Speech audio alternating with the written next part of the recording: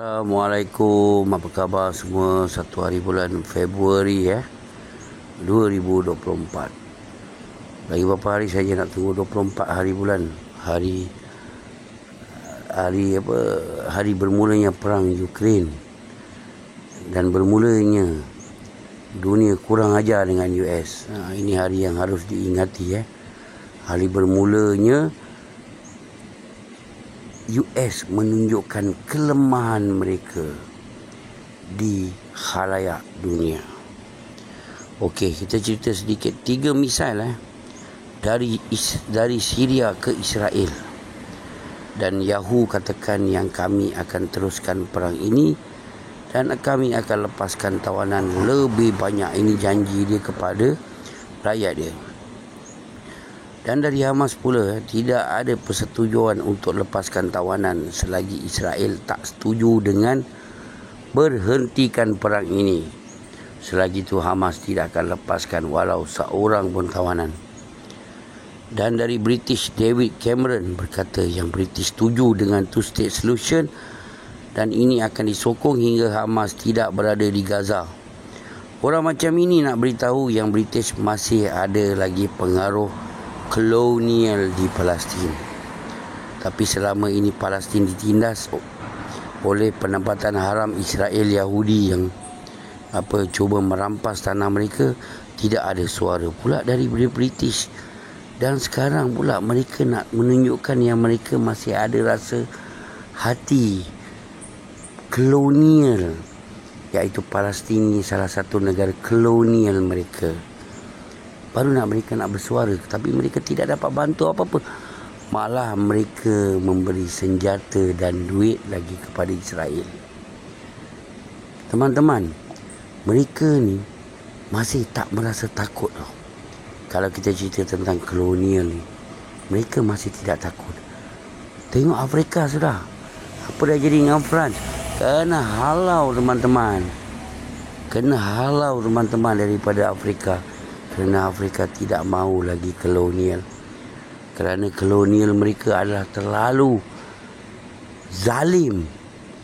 Jangan cakap Afrika, dah lah kau dah ambil duit. Masya Allah, kita pun tak tahu ke bayar bulan ke apa sewa Afrika dengan mereka. Dengan hasil bumi pun mereka nak sapu. Inilah terjadi dekat Malaysia teman-teman. Mana biji timah kita? Mana barang-barang kita dekat yang dalam tanah ni semua? Habis dah kena sapu.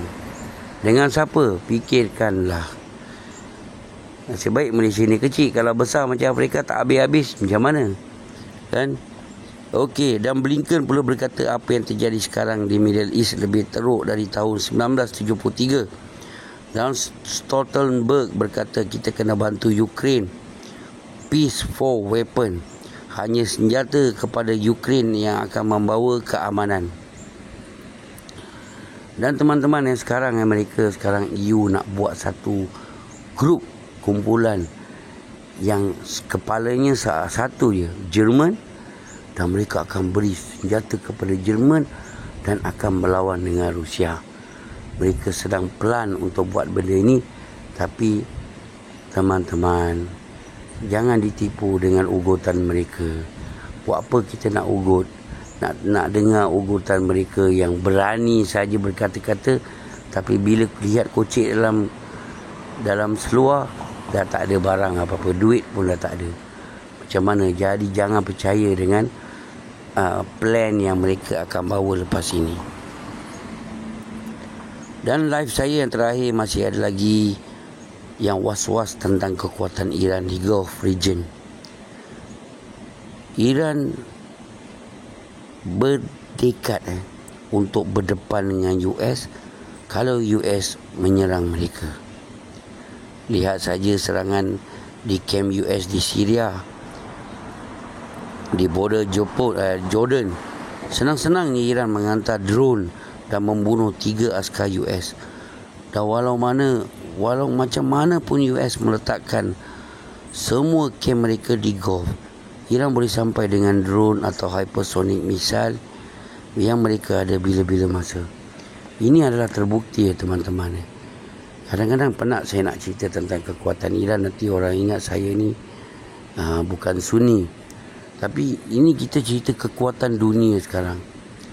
Di mana-mana saja Amerika taruh kapal perang mereka di laut ni, Mediterranean ke, di mana-mana saja peluru berpandu Iran boleh sampai tanpa alam seperti Rusia. Sebab tu walaupun banyak suara di US yang mengatakan kita perang Iran, tapi Pentagon masih ada orang. Maksud saya di Pentagon masih ada lagi orang yang ada otak, yang tahu berfikir yang apa yang terjadi sebelum ini di Ukraine adalah pelajaran untuk mereka. Dan selepas ini Iran jangan pandang sebelah mata. Ini yang mereka belajar. Kerana nanti yang rosak nama mereka juga Pentagon. Walaupun Pentagon ada nama kepala dia adalah Biden, tapi di Pentagon ada juga menasihati Presiden yang masih belum masanya untuk mereka menyerang Iran. Anda tengok, anda lihat sendiri teman-teman macam mana mereka berdepan dengan Houthi. Houthi sekarang kontrol Red Sea teman-teman. Kontrol Red Sea sekarang teman-teman. Dan kalau Iran pula yang kena serang, saya rasa Gulf region tak ada lagi kapal boleh ulang alik kalau diganggu teman-teman. Ini yang paling ditakuti oleh Europe. Europe hanya berani berkata-kata, tapi yang nanti yang sengsara adalah rakyat mereka sendiri. Dan sekarang Ukraine, Zelensky nak berjumpa Zaluzny pun tak nak jumpa dengan dia. Dan Zelensky berjanji akan berikan dia position tidak sebagai komander tentera, tapi di position lain. Tapi Zaluzny tak setuju. Dan baru-baru ini Budanov pun dah menolak untuk menggantikan tempat Zaluzny. Dan teman-teman, apa yang kita lihat sekarang di Ukraine, kemungkinan akan ada tentera akan ambil alih kerajaan Zelensky. Kerana Zelensky dah tak ada power lagi. Teman-teman, Zelensky. Mereka pun tak bagi-bagi lagi duit yang dijanjikan. Dan kita lihatlah nanti 24 dari bulan 2 ni sama ada duit 300 bilion Rusia akan dirampas dan diberikan kepada Ukraine, ataupun tak jadi. Kerana kita lihat macam tak jadi. Kerana apa? Rusia pun dah mengugut akan mengambil duit mereka sebanyak 288 bilion duit Europe yang berada di Rusia.